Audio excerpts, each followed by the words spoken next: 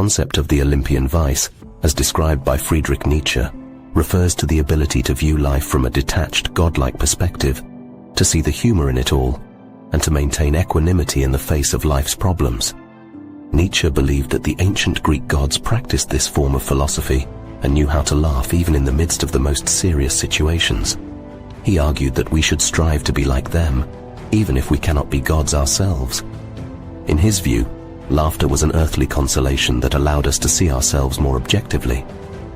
Nietzsche advised us to learn to laugh first, particularly at our own selves, if we wish to overcome pessimism and transcend metaphysical concerns. He argued that we are but mere apes, created by a deity for its entertainment, and our suffering and self-importance are but comical gestures in the grand scheme of things. To gain perspective, Nietzsche suggested looking at life from an Olympian viewpoint, detached from personal struggles and the human race as a whole. He believed that we should be amazed by nothing and attain equanimity by accepting the absurdity of existence. Moreover, the Olympian vice could also help us deal more effectively with life's problems. Instead of succumbing to anger or despair, Nietzsche proposed that we find humor in difficult situations.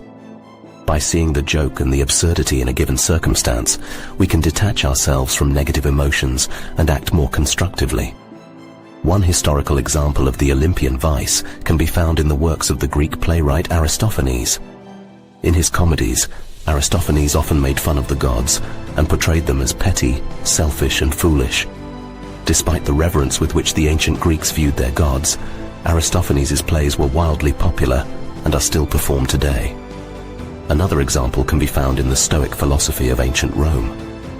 The Stoics believed in the importance of maintaining a rational and detached perspective on life in order to avoid being overwhelmed by emotions and desires.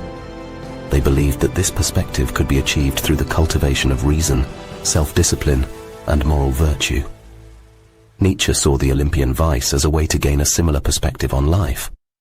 By viewing ourselves and our problems from a detached, godlike perspective, we can gain a sense of proportion and learn to laugh at the absurdity of it all.